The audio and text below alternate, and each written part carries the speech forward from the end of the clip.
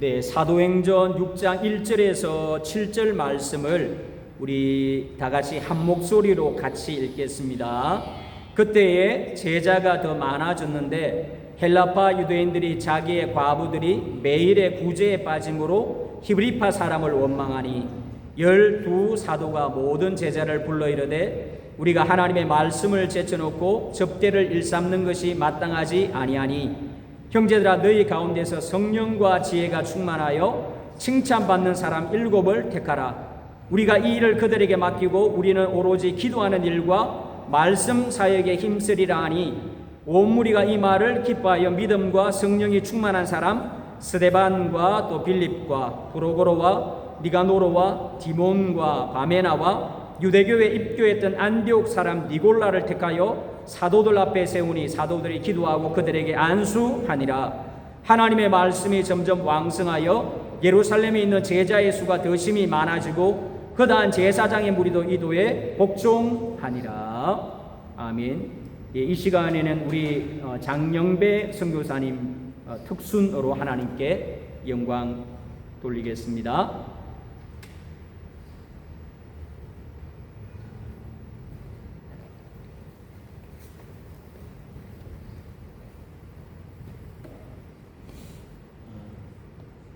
안녕하세요. 제가 오늘 연주할 곡은 하나님의 은혜라는 곡입니다.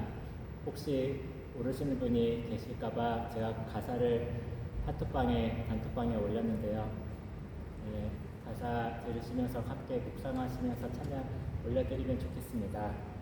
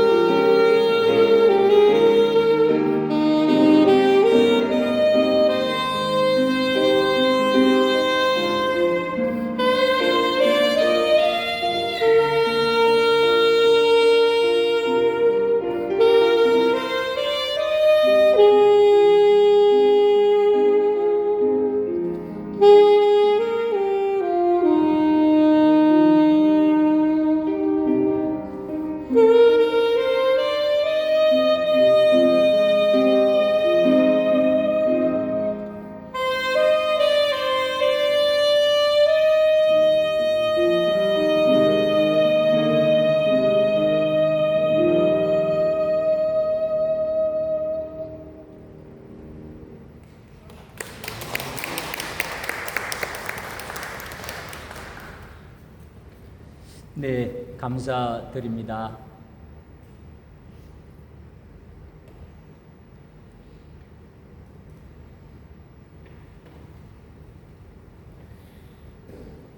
오늘 마이크 시스템이 좀 바뀌어가지고 제가 전혀 소리가 안 들어와서 공명이 없으니까 너무 힘이 듭니다. 마이크를 좀 끄고 하겠습니다. 예, 잘 들리시죠? 예, 공명이 잘 돼가지고 아주 잘 들리는 것 같습니다. 제가 한번 기도하겠습니다. 하나님 아버지 감사합니다. 우리에게 늘 은혜로 채워주시고 우리의 모든 삶이 주님의 은혜로 살아가게 하심을 감사합니다.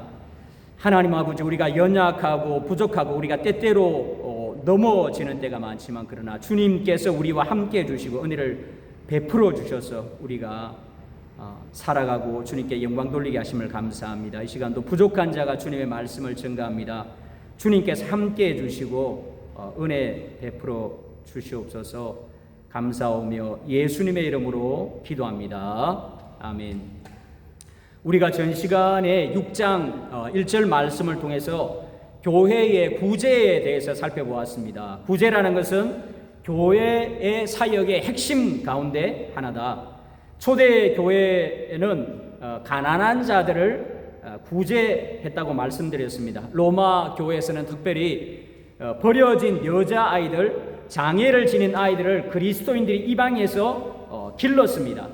사람은 다 하나님의 형상으로 창조되었기 때문에 그 아이들을 버리는 것을 그리스도인 가정에서 입양을 해서 자기의 자녀처럼 길렀습니다. 그리고 또 한 가지는 로마 사회에 큰 두 차례의 전염병이 돌았을 때 그리스도인들이 자기들의 생명을 돌보지 않고 그 전염병자들을 먹이고 또 씻기고 하여서 많은 병자들이 회복되었다라는 말씀을 드렸습니다.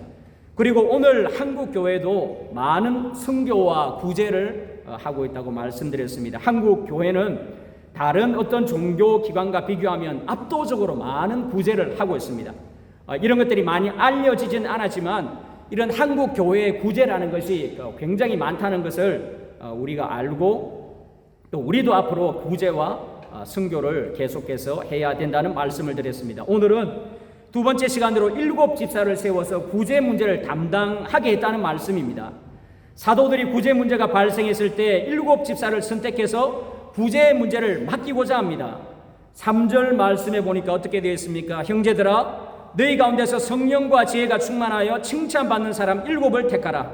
우리가 이 일을 그들에게 맡기고 우리는 오로지 기도하는 일과 말씀 사역에 힘쓰리라 하니. 여러분, 초대 교회의 구제 문제가 발생했을 때 사도들은 우리가 더 열심히 해서 이 구제 문제를 해결하겠다, 행정적으로 더 완벽하게 하겠다, 이런 태도로 문제를 해결하지 않았습니다. 우리는 기도하는 것과 말씀 전하는 일에 전념하겠다, 이 일을 위해서 너희가 성령과 지혜가 충만한 사람을 뽑아서 그들에게 맡기고 우리는 기도하는 것과 말씀 전하는 이 일에 전념하겠다고 합니다. 여러분, 초대 교회를 보면 어떻습니까? 사도들이 문제가 있다고 해서 그 문제를 안고 사도들이 그 문제를 해결하려고 한 것이 아니고 이 문제를 들고 성도들과 다 같이 의논을 하면서 어떻게 했습니까? 의논하고 사람을 뽑아서 그 일을 맡겼습니다. 어떤 사람을 뽑았습니까? 성령이 충만한 사람, 지혜가 있는 사람, 다른 사람에게 칭찬 듣는 사람을 뽑아서 그 사람들이 이 일을 전담하게 합니다. 저는 그 고등학교 3학년 거의 졸업할 때쯤 신앙생활을 시작했습니다.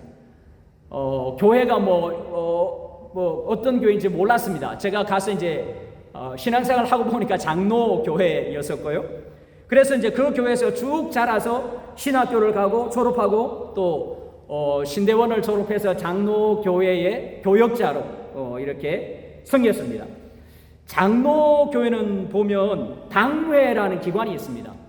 우리 일반 침례교나 다른 모든 한국 교회는 어떤 교회의 의사결정 기관이 있습니다.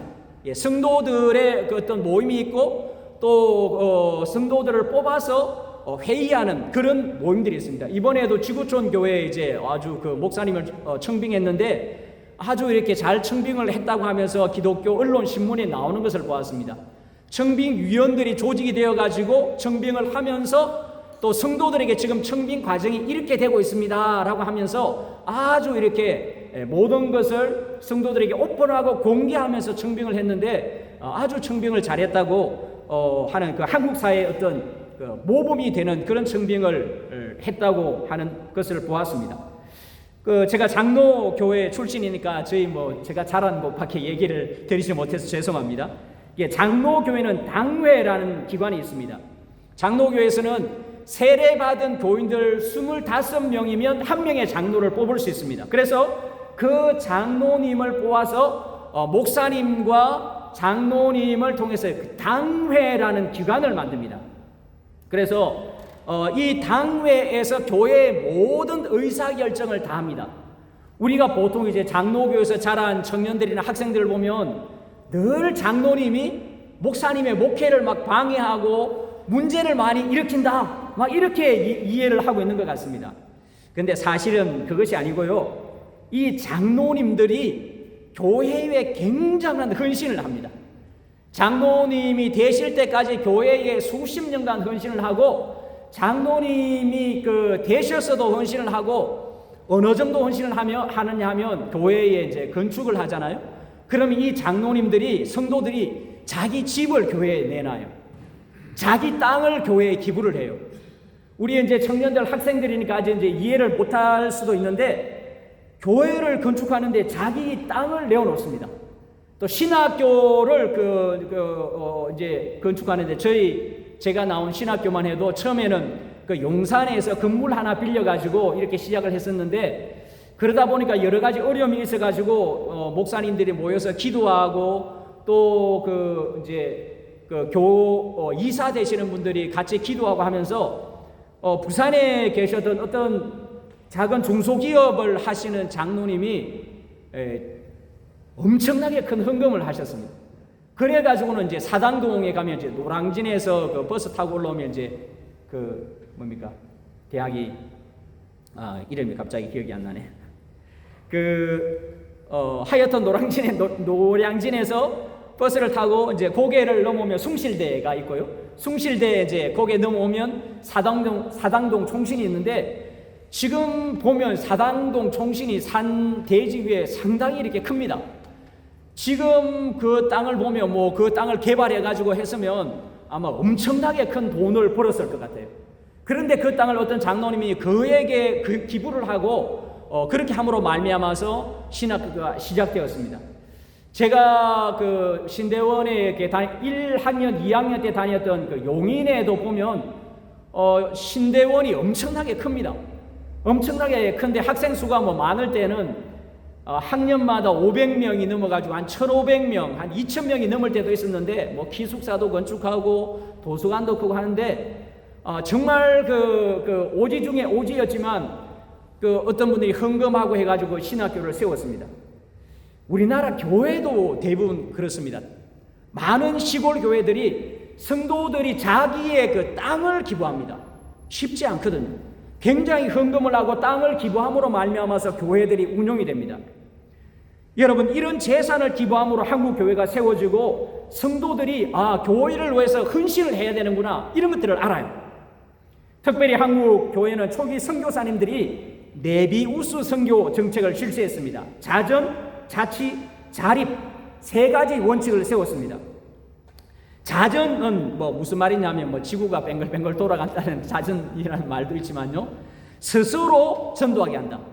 선교사님들이 중국에서 실패하고 우리가 왜 실패했는가를 분석하고 우리가 실패한 것이 우리가 스스로 양육하고 전도하게 해야 되는데 여기에서 실패했다. 또 이렇게 스스로 자립하게 해야 되는데 여기에서 실패했다.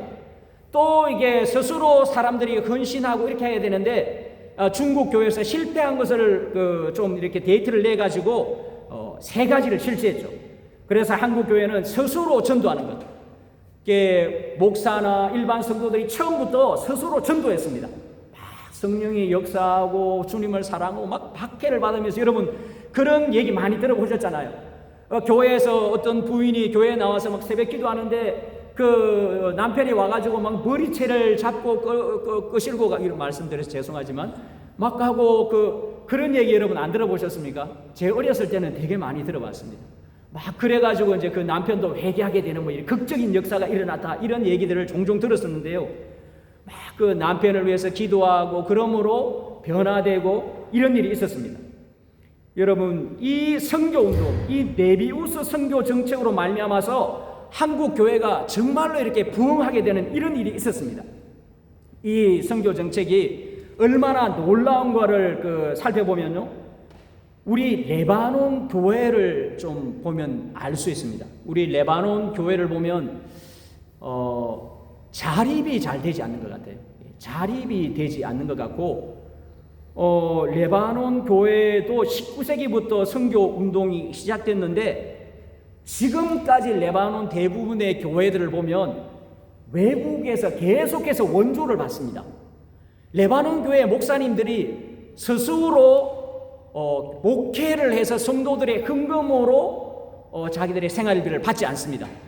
대부분의 외국 기관에 미국이나 독일이나 다른 외국 기관에 막 이렇게 우리가 사역하고 있다고 이렇게 연락을 해가지고 엄청나게 많은 사역도 하면서 그렇게 사역을 해나갑니다. 그러니까 성도들이 보면 내가 열심히 일하고 헌금하고 교회를 세워나간다 이런 생각이 없고, 어떻게 하면 외국에서 원조받을 것인가, 어떻게 하면 선교사님을 잘 만나서 원조받을 것인가, 여기에 굉장히 강해요. 나라도 그런 것 같아요. 여러분 잘 알고 계시지만 레바논을 보면 저희 집 앞에 골목에 돌아 나오는데 학교 앞에 이만한 웅덩이가 파졌습니다. 굉장히 유명한 프랑스 학교가 있는데 웅덩이 요만큼 파져 있었는데 이게 3년이 넘어도 메꾸는 사람이 없더라고요. 웅덩이가 파져 길이 좁은데 학교 유명한 학교 학생 수가 굉장히 많습니다. 그런데 웅덩이가 이렇게 파졌는데 그걸 제가 정확하게 하기에는 3년이 넘었는데 그걸 메꾸는 사람이 없어요. 우리 같으면 어떻습니까? 당장 흙을 퍼오거나 이렇게 해가지고 나라의 정부에서 하지 않으면 메꿔가지고 그냥 차가 지나가면 푹 빠졌다가 하는데 하루에 몇백 대의 차가 지나가는데 몇 년 동안 메꾸는 사람이 없어요. 레바논 사람들이 보면 관심이 없어요.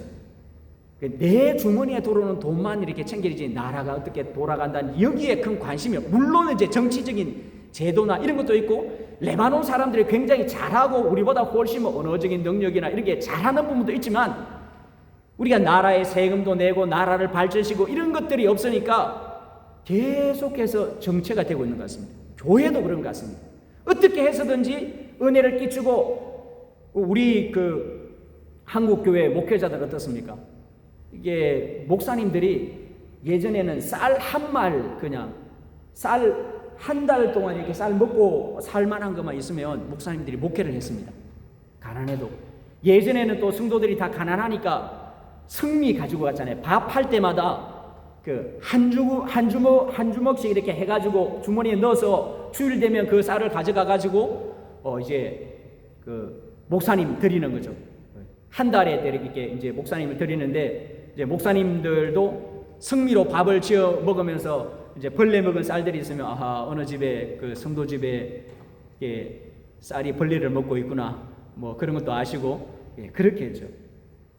굶어도 목사님들이 성도들께 얘기하지 않고 하나님 앞에 기도하면서 눈물을 흘리면서 그렇게 기도했습니다. 그리고 하나님 앞에 축복해달라고 기도했었고, 물론 여러 가지 경제 상황과 이런 것들을 맞이하면서 한국 교회가 크게 성장했지만 중요한 것은 하나님께서 성도들의 헌신으로 말미암아서 한국 교회가 크게 부흥하게 되었다는 것이죠. 그리고 이 장로님들의 중요한 역할 중에 하나가 뭐냐면 이제 당회를 구성했습니다. 당회 집당자와 모일 회자인데 말 그대로 교회당에서 모여서 하는 회의입니다. 당회. 그래서 이 당회에서 모든 신앙생활, 교회 전반적인 것을 목사 혼자 하는 것이 아니고요. 장로와 목사가 다 이렇게 균형을 이루어 가지고 서로 의논을 합니다. 한 해가 다 이렇게 지나가면 이제 목사님들이 한 해에 무슨 일이 있었든지 그 모든 것들을 교회에 올해 전도가 몇 명이 되었고 세례를 몇 명 받았고 모든 재정은 어떻게 사용했고 보고를 하고 장로님들이 감독을 하고 그 다음에 허락을 하고 이대로 이제 허락하고 장로님들이 뭐가 잘못되었는 것 같다. 목사님 뭐 이렇게 돈을 왜 이렇게 여기에 좀 많이 쓰셨습니까? 일일이 다 이렇게 간섭합니다. 그리고는 문제가 있으면 목사님이 그 정확하게 밝히십시오. 그리고는 이제 다음 해에 다시 회개를 다시 이렇게 다 해가지고 조직을 하고 다 해서 장로님들이 억셉트가 되면 뭐냐 하냐면 이제 재직회를 합니다. 재직회는 뭐냐면 성도들이 세례받은 성도들이 여러분 다 이렇게 모인 자리에서 당회에서 통과된 안건을 재직회에 일일이 프린트를 다 해가지고 나눠줍니다. 이 재직회는 누가 참여하느냐 하면 이 재직들 우리 만 14세 이상 되면 이제 입교를 하거나 그 다음에 세례를 받는데 세례받은 14세 이상의 세례교인은 다 재직회에 참여할 수 있습니다. 그래서 그 프린트를 보고 이거는 좀 이해가 안 됩니다. 설명해 주십시오. 교회 예산을 왜 이렇게 세웠습니까? 다 이렇게 물어볼 수 있습니다. 크게 보면 우리나라 국회와 같은 그런 역할을 하게 됩니다. 왜 그렇게 합니까? 성경을 연구해 보니까 이렇게 교회를 운영하는 것이 가장 옳다. 사도행전에 보니까 성령의 역사가 일어나고 문제가 있었는데 이렇게 교회를 이끌어 나갑니다. 구약 시대도 보면 모세 혼자 다 하지 않았습니다.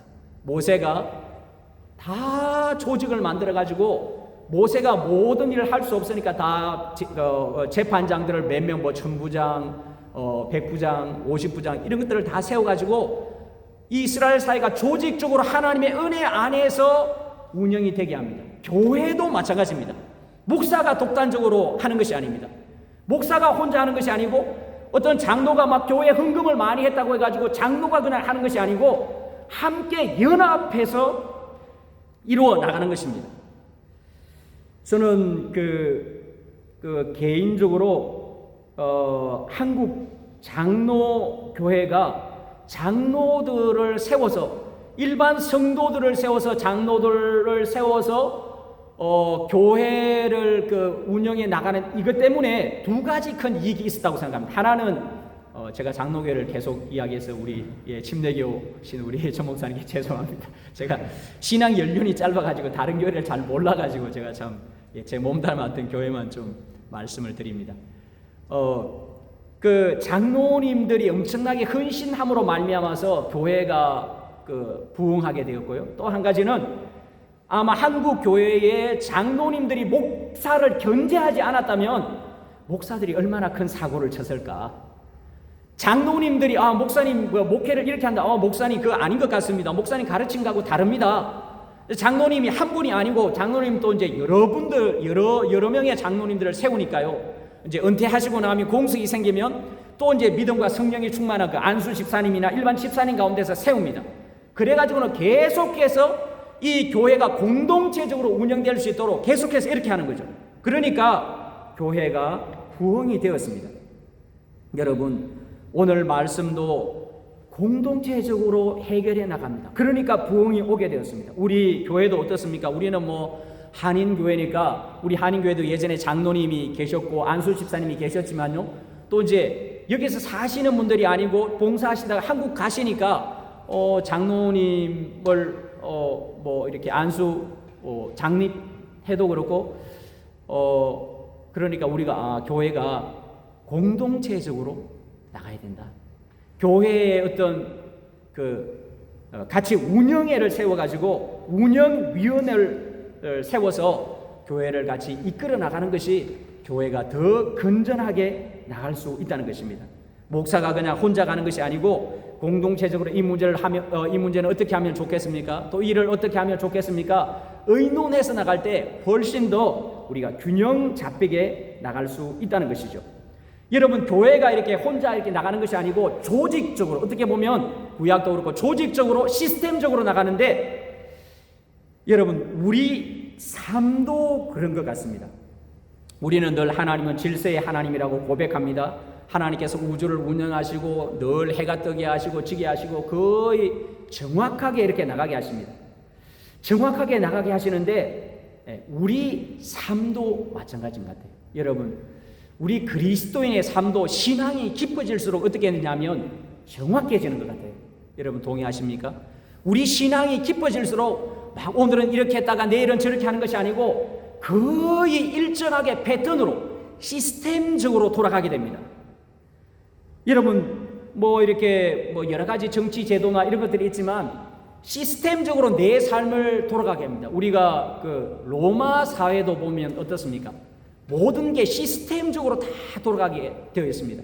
여러분 우리 뭐 로마 시대의 건축물 여기도 굉장히 큰 건축물들이 있고 또 가보면 그 원형 극장이 있잖아요.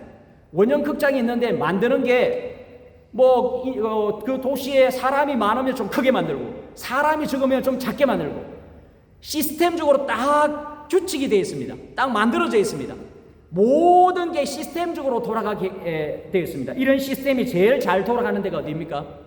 군대죠, 군대. 우리나라 군대도 그래서 좀 강하죠. 누가 이렇게 뭐 결원이 생겼다? 그러면 그 결론을 보충하고 군대가 시스템적으로 돌아가게 만듭니다. 여러분 우리 개인의 삶도 그렇습니다. 우리가 시스템화해야 되는데 우리가 아직까지 이 부분에 좀 약한 것 같아요. 우리 개인의 삶이 하나님의 은혜와 성령 충만함으로 말미암아서 거의 똑같은 패턴으로 가야 되는데 어떤 때는 막 이랬다가 어떤 때는 저렇게 됐다가 여러분 우리나라하고 일본 사람하고 가장 큰 차이가 나는 것이 바로 이 부분입니다. 일본 사람들은 굉장히 조직적으로 돌아가요. 여러분 요즘 참 야구 이야기해서 죄송합니다. 미국 야구를 프로야구를 보니까 일본 선수들이 막 엄청 완전히 그냥 오늘 아침에도 딱 보고 왔는데요. 쇼츠 보니까 막 이렇게 일본 선수가 대단하더라고요. 그 일본하고 우리하고 차이 나는 게 뭐냐면 시스템적으로 다릅니다. 그럼 일본은 예수 믿는 사람도 별로 없는데요. 일본이 어디서 이걸 뺏겼냐 하면 영국에서 뺏겼습니다. 모든 사회 시스템을 영국에서 뺏겨가지고 굉장히 질서 있게 갑니다. 일본 사람들과 우리나라 선수들 뭐 스포츠만 얘기하면 체격이 거의 비슷한데 이 사람들은 어려서부터 굉장히 조직적으로 훈련시킵니다. 제가 뭐 운동계에 몸담아봐서 우리 한국 운동계를 좀 알지 않습니까? 우리는 무조건 성적입니다. 초등학교 때부터 성적.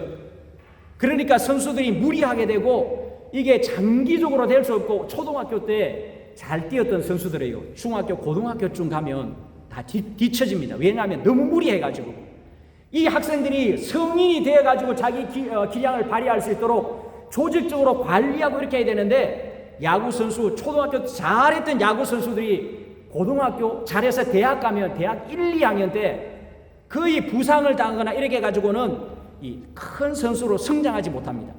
반면에 일본은 아주 조직적으로 선수들을 잘 양육해가지고는 시스템적으로 잘 키워내는 이런 모습을 보게 됩니다. 여러분 오늘 본문 말씀처럼 우리 교회가 어떤 문제가 있을 때 위원회를 만들고 교회 공동체적으로 나갈 수 있는 그런 저와 여러분 될 수 있기를 주의 이름으로 축복합니다. 오늘 본문에서 볼 수 있는 다른 한 가지는 그렇다면 교회의 본질이 무엇인가?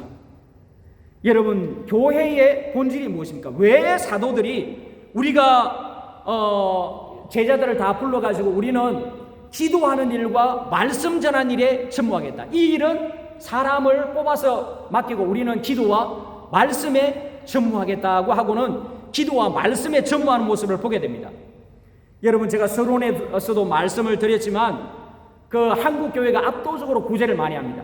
초대 로마 교회가 압도적으로 구제를 많이 했습니다. 그리고는 이 행정 시스템이 로마의 법체계 안에 다 들어가게 되는데 우리나라도 그렇지 않습니까? 동사무소가 어떻게 되었습니까? 행정복지센터 이래가지고 국가에서 뭐 교회가 할 수 없는 어마어마한 일들을 많이 하고 있습니다. 교회가 본질적으로 할 수 있는 일이 뭐냐면 구제는 국가나 다른 기관에서도 할 수 있습니다. 그런데 교회가 본질적으로 교회만이 할 수 있는 일이 뭐냐면 말씀을 전하고 전도하고 기도하는 일입니다. 말씀을 전하고 전도하고 기도하는 이 일은 교회만이 할 수 있습니다. 교회의 본질적인 사역이라고 할 수 있습니다. 여러분 2절에 보니까 어떻습니까? 우리 2절을 다시 한 번 더 읽어보도록 하겠습니다. 12 사도가 모든 제자를 불러 이르되 우리가 하나님의 말씀을 제쳐놓고 접대를 일삼는 것이 마땅하지 아니하니라. 말씀을 제쳐놓고 접대를 일삼는 것이 마땅치 않다. 4절도 읽어보겠습니다. 우리는 오로지 기도하는 일과 말씀 사역에 힘쓰리라. 7절도 읽어보겠습니다. 하나님의 말씀이 점점 왕성하여 예루살렘에 있는 제자의 수가 더 심히 많아지고 그다음 제사장의 무리도 이도에 복종하니라. 여러분, 왜 사도들이 교회에 문제가 일어났을 때 자기들이 왜 우리는 기도하는 것과 말씀 전하는 일에 전무하겠다고 얘기했습니까? 기도와 말씀에 전무하지 않으면 교회가 다른 구제하고 이런저런 봉사하고 이런 사역 많이 하는 것이 본질이 아니고요. 그런 사역을 하면 어떻게 됩니까? 기도와 말씀이 없으면 문제가 일어납니다. 문제가. 여러분, 구제 많이 해보십시오. 문제 많아집니다.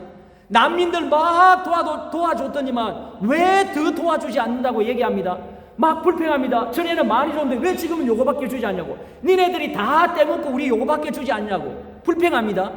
막 다른 교회에 어떤 그 시설을 고치려고 외국에서 큰 돈을 보내줬는데 왜 그거 우리한테 주지 않냐고. 이 사람들이 소문만 잘못 들어가지고 저희 있던 현지 교회에서도 왜 그거 우리한테 주지 않냐고. 교회가 왜 다 떼먹냐고. 여러분, 말씀이 없이 구제가 들어가면 문제가 일어납니다. 교회에 문제가 일어납니다. 항상 예수님께서 왜 구제할 때 왼손이 하는 일을 오른손이 은밀하게 하라고 했습니까? 알려지면 문제가 일어나거든요. 항상 그 구제한 이후에 문제가 일어납니다. 교회가 든든히 서갈 수 있는 건 구제나 다른 재미나 이런 게 아니고요. 말씀과 기도를 통해서 교회가 서 나갈 수 있습니다. 여러분, 아무리 어려워도 말씀과 기도가 있으면요, 성령의 역사가 있어요. 영혼이 회복돼요. 여러분, 북한 교회 얘기 들어보셨지 않습니까? 탈북자들. 북한 교회에서 남한 교회가 막 오니까 그냥 그 교회를 세워가지고 남한의 목사님들 오시니까 그래도 우리 북한에도 종교의 자유가 있다고. 그리고는 막 교회를 세웠는데 거기서 북한에 또 이제 이게 목사 양성 과정을 보니까 책을 엄청나게 많이 읽히더라고요.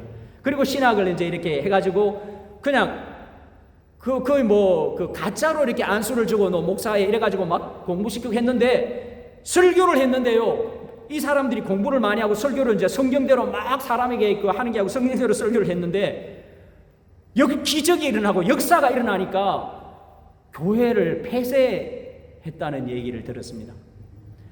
교회는요, 하나님의 말씀과 기도가 있으면 교회는 무너지지 않습니다. 여러분 동의하십니까? 믿으십니까? 하나님의 말씀과 기도가 되면 여러분 왜 말씀이 선포돼야 합니까? 말씀이요, 우리 영혼을 변화시키고 우리를 회개시킵니다.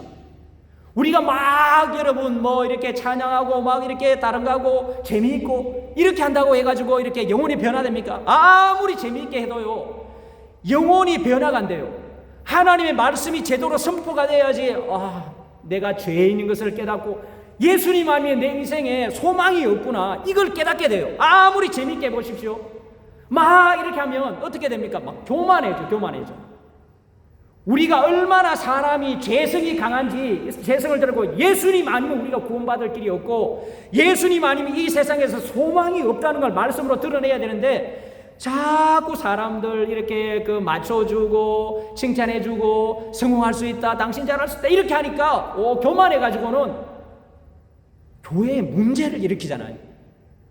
여러분, 말씀이 제대로 선포가 되어야지 우리가 회개의 역사가 일어납니다. 내가 어떤지 알게 됩니다. 하나님을 바로 알 때 우리 자신을 바로 알 수 있어요. 켈빈의 기독교 강요에서 처음 들어가면 하나님을 바로 알 때 우리가 우리 자신을 바로 알 수 있어요. 하나님의 거룩하심, 하나님의 우리 공유적 속성 있잖아요. 하나님의 속성과 인간의 속성 가운데 공유되는 속성, 사랑의 속성, 그 다음에 이런저런 속성이 있는데, 그런 공유되는 속성이 있는데 하나님의 거룩함, 우리도 거룩함이 있지만 하나님의 거룩과 우리의 거룩을 비교하면 이게 비교가 안 되죠.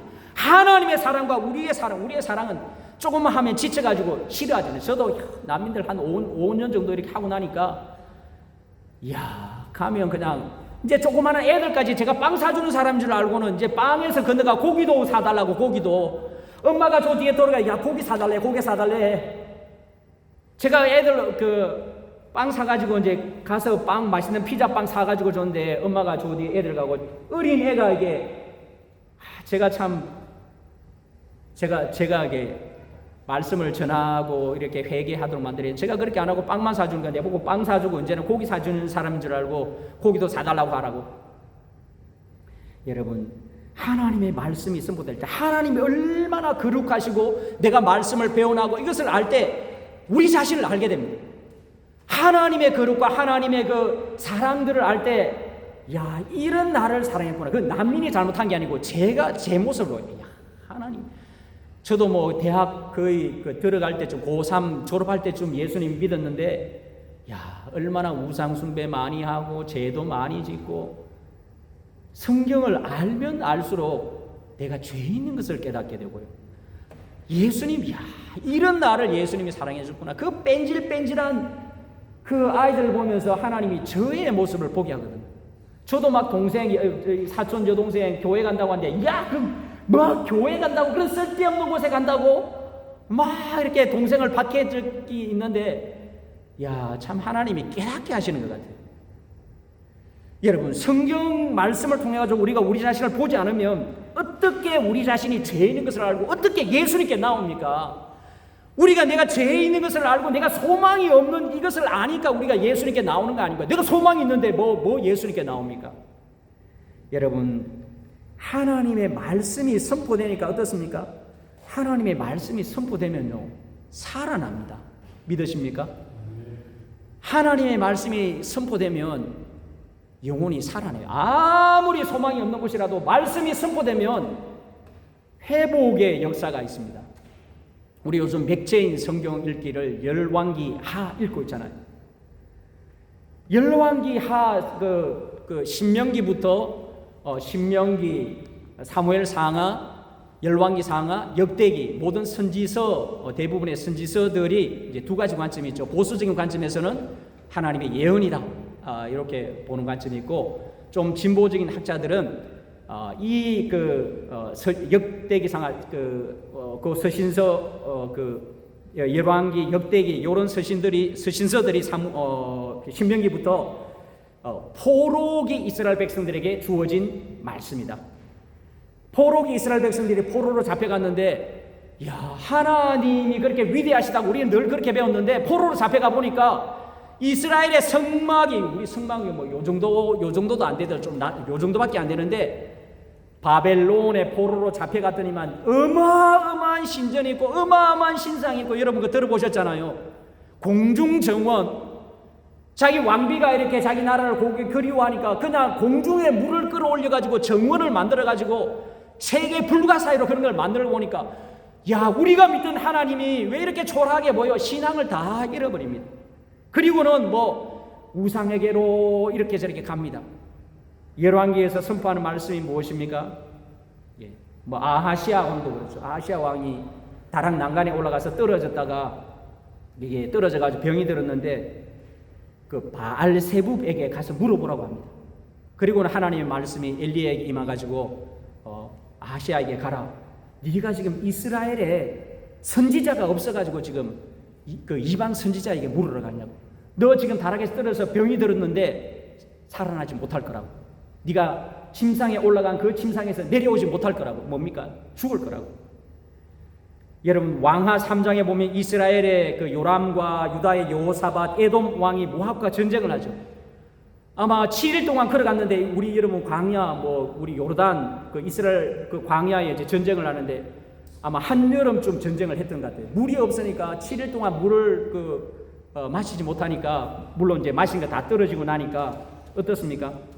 야, 하나님이 우리를 시험에 들게 하셔가지고 우리를 죽음으로 이끄시나 보다. 혹시나 이제 선지자가 있으면 불러오라. 엘리사가 나가가지고는 이 구덩이에 땅을 파라. 광야 구덩이에 골짜기를 파라. 그러면 내일이 되면 물이 채워질 것이다. 비도 안 오잖아요. 비도 안 오는데 어떻게 물이 채워집니까? 그런데 어떻습니까? 순종했더니만, 선지자의 말씀, 하나님 말씀에 순종했더니만 다음날 어떻습니까? 완전 그게 한 땅에 물이 그득그득하게 해가지고 다 살아나지 않습니까? 예, 그리고는 상대 진영에 오판해가지고 저 사람들 아침에 막 해가 쫙 떠오르니까 붉은 피다. 그래가지고 오판해가지고 가지고는 오판에서 가서는 그냥 이렇게 전쟁에 이제 그 아람이 참패하게 되고 이스라엘과 동맹군들이 승리하게 됩니다. 포로기 유민들에게 주시는 말씀이 하나님 없는 동맹은 실패한다. 인생의 실패나 영적인 목마름으로 끝이 난다. 여호와를 경외하는 신앙으로 돌아오고 말씀에 순종하면 살아난다는 거죠. 여러분 수넴 여인 이야기도 어떻습니까? 말씀에 순종하면 땅을 회복한다는 거죠. 다른 나라에 갔다가 돌아왔는데 그 땅을 다 가져가 버립니다. 이게 포로 유민들에게 주는 말씀이 무엇입니까? 포로로 잡혀가 있지만 말씀에 순종하면 다 회복할 수 있다. 여러분 우리 엘리사가 불말과 불병거를 타고 하늘로 올라갑니다. 그 포로기 유민들에게 주시는 말씀이 뭐냐면 하나님은 여전히 살아계시고 역사하신다. 낙심하지 말고 말씀에 순종하라. 우리가 읽어보면 과부가 막 이렇게 나무까지 줍다가 그냥 이렇게 조금 했었는데 나무까지 줍다가 이제 뭐 기름도 없고 병에 다 떨어지고 이렇게 했었는데 주시는 메시지가 무엇입니까? 말씀에 순종하면 하나님께서 부족하지 않게 하신다고 말씀을 해주고 있죠. 여러분 우리가 말씀을 듣고 순종하면 우리가 살아납니다. 그리고 마지막에 계속해서 주시는 말씀이 무엇입니까? 가지가 나무 둥치가 잘릴지라도 뭐가 남아있다고요? 밑둥이 남아있다고. 남은 자 사상을 얘기합니다. 말씀에 순종하는 그 사람을 통해서 하나님께서 어떻게 합니까? 다시 회복해 하는 역사가 일어나죠. 여러분 기도도 마찬가지입니다. 우리가 기도할 때 하나님의 역사와 능력을 맛볼 수 있습니다. 말씀이 우리 속에 살아 움직입니다. 뒤에서 계속 방해해서 말씀을 줄여야 될 것 같습니다. 저도 우리가 수요일 날 교리 공부를 하는데요. 교리 공부가 우리 엄집사님 혼자 참여하시는데 교리 공부가 사실은 제게 굉장히 큰 공부가 됩니다.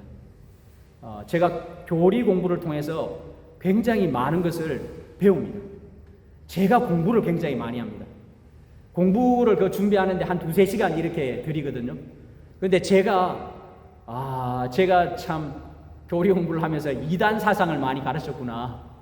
제가 얘기하는데 우리 삼위일체를 이렇게 공부를 하고 배우는데 이제 무슬림들하고 삼위일체를 공부하고 이렇게 하니까 삼위일체를 어떻게 설명할까 공부하다가 내가 조금 했지만 우리 등이 있으면 태양이 있으면 태양의 모양이 있고 빛이 있고 열이 있지 않습니까?